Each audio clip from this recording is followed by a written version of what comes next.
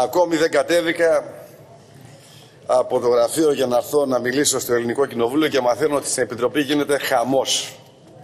Yunan Milletvekili Kyriakos Velopoulos, Başkan Erdoğan'ın başarılı politikası ve Türkiye'nin Ege ve Doğu Akdeniz'deki haklarını savunmasına övgüler yağdırdı. Türkiye'nin ekonomideki atılımı ile, yeni bir Çin olma yolunda ilerlediğini belirten Yunan vekil Velopoulos, Dede Ağaç'taki olayları da değerlendirdi. Yunanistan'ın ABD'ye peşkeş çektiği üsleri de eleştiren Yunan vekil, Türkiye'nin kimseden çekinmeden bölgesini savunduğunu belirtti. Dede Ağaç'taki durumu da değerlendiren Yunan Milletvekili Kyriakos Velopoulos, Başbakan egemenliğimizin ihlaline hiçbir şekilde izin vermeyeceklerini söylemiş. Bunun üzerine Türkiye Girit'e 6 deniz mili kadar geleceklerini söyledi. Ne yapacaksınız? Batırabilecek misiniz? Türkiye'ye net bir mesaj olarak Ege'nin her yerinde uçan Türk dronlarını çoktan düşürmeliydiniz. Erdoğan'ın, Dede Ağaç üzerinde yaptığı olayda hükümetin politikası rastgele değildi. Yunan hükümeti Patriot savunma sistemlerini gönderdi.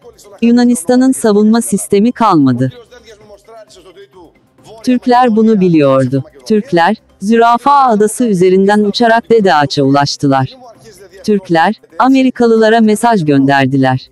Ama Amerikalılar uçakları düşürmek için herhangi bir şey yapmadılar. Üssün 2,5 mil üstünden geçtiler ifadelerine yer verdi. Türkiye'nin Amerika Birleşik Devletleri'ne de gözdağı verdiğini belirten Velopoulos, onu vurdular mı? Yunan hükümeti, bu üsler sayesinde, Amerika ile çok daha iyi hava savunma sistemimizin olacağını söylüyor. Bu, tam bir saçmalık. Türkler Amerika'ya şöyle bir mesaj verdi. Amerikalılar, ne yaparsanız yapın. Türkiye burada olacak. Bölgenin koruyucusu olacak.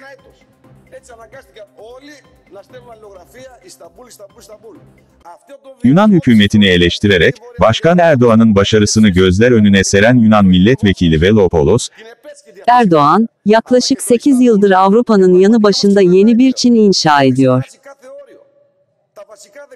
Krizleri fırsata çeviriyor. Gıda ve benzeri birçok ürünü üreterek, Avrupa'ya ihraç etmek için bir Çin modeli kuruyor. Sanayi sektörünü düşük maliyetli yaptı. Tedarik zinciri açısından Çin'e kıyasla Avrupa'ya yakın olduğu için, daha hızlı ihraç ederek, daha ucuza satıyor. Başka önemli olan şey ise, Türkiye Avrupa'nın yanı başında olduğu için ürünler zamanında, hatta daha kısa sürede ulaşıyor. Bu Türk ürünleri Yunanistan üzerinden Avrupa'ya gidiyor. Bu nedenle Erdoğan'ın başını sıkıntıya sokabilecek olan biz olmalıyız. Sınırları kısıtlamalı ve Türk ürünlerine vergi koymalıyız. Bunu hemen şimdi yapmalıyız. Türk Cumhurbaşkanı Erdoğan, enerji yeterliliği için hidroelektrik santraller yapıyor, linyit santralleri açıyor, nükleer santraller yapıyor. Türkiye'nin, Amerikan sıvılaştırılmış doğalgazında 2. sırada olduğunu vurgulayarak, kendi ülkesinin sıvılaştırılmış doğalgaz için yalvardığını itiraf eden Yunan vekil, sözlerine şu şekilde devam etti. Erdoğan, Ege Denizi'nin altında ve üstündeki yeraltı zenginlikleri ile, Akdeniz'deki zenginliklerin ortak kullanılmasını istiyor. Türkiye'nin süper güç olmasına, yaptığımız hatalarla resmen biz izin veriyoruz. Amerikan sıvılaştırılmış doğalgaz ithalatında Türkiye 2. sırada. Bundan bahsetmiyorsunuz, sonra da Amerika Türkiye düşmanıdır, diyorsunuz. Siz, kimi kandırıyorsunuz? Amerikan LNG'sinde 2. ülke Türkiye. Yunanistan olarak LNG ülkesi olmak için yalvarıyoruz. Yunan sondaj gemisinin Ege ve Doğu Akdeniz'de sondaj yapma hakkını elinden alıyoruz. Erdoğan ise, Türk sondaj gemisini Girit'in güneyine kadar gönderiyor. Ne yapacaksınız? Batıracak mısınız? Diyerek, Yunan hükümetini eleştirmeye devam etti. Kanalımda Yunanistan ile ilgili değişik videolar bulunmakta. İlginizi çekeceğini düşündüğüm bazı videolardan kesitler paylaşmak istiyorum. Umarım beğenirsiniz. Gazete 1. sayfasında o küfürlü manşetin kupürüne geniş yer verdi.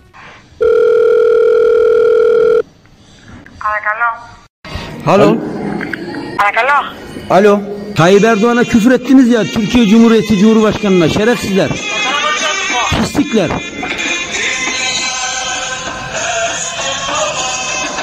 Türkiye. Türkiye.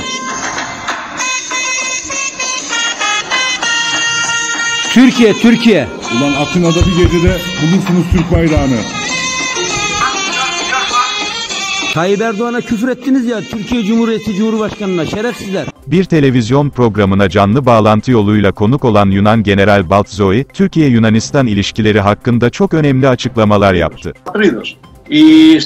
Türkiye'nin misak-ı milli sınırlarına geri dönmek istediğini, Yunanistan'dan 12 adayı ve Batı Trakya'yı geri almak istediğini söyledi.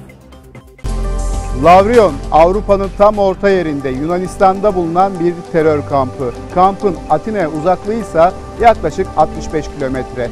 Çok sayıda terör örgütü militanı kampta bulunuyor. Türkiye'nin tüm uyarılarına rağmense kamp halen kapatılmış değil. Bir yer düşünün. İstanbul'a Bursa'dan daha yakın. Fakat kardeşini görmek için yola çıkanların sınır kapısından geri döndürüldüğü, İkinci sınıf azınlık kabul edildiği bir yer. Evet, burası Avrupa Birliği. Burası Batı Trakya. Bugün Yunanistan sınırları içerisinde kalan Meriç Nehri, Karasu, Rodop Dağları ve Ege Denizi arasındaki 8578 kilometre karelik alan. From the rest of NATO and the United States because Turkey would be ill-advised to. Amerika merkezli CBS televizyonu skandal bir yayına imza attı. CBS, Rusya-Ukrayna savaşını anlatırken Türkiye topraklarını Yunanistan'ın bir parçası olarak gösterdi. Son günlerde en çok konuşulan kavramlardan bir diğeri ise Mavi Vatan doktrini. Mavi Vatan, deniz alanlarının Türkiye'nin ana karasındaki hak ve egemenliği ile bir bütün olduğuna, ayrılamayacağına işaret ediyor. La galibe illallah. Beni aldık limandan, mavi vatan yoluna. Okyanuslar fatih'i, Barbaros'un yolunda. La galibe illallah. Türkiye ile sorunumuz Mavi Vatan. Bu ifadeler Yunanistan Başbakanı Mitsotakis'e ait. Yunan hükümetleri, Türk düşmanlığından besleniyor.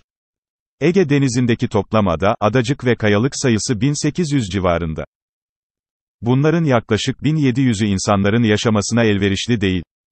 Ege'de, egemenliği anlaşmalarla Yunanistan'a devredilmemiş 152 ada, adacık ve kayalık bulunuyor. Ege adalarının egemenliği Yunanistan'ın yumuşak karnıdır. Çünkü Yunanistan, Uluslararası Adalet Divanı'na gidildiği takdirde 152 coğrafi parçanın hepsine sahip olamayacağının farkındadır.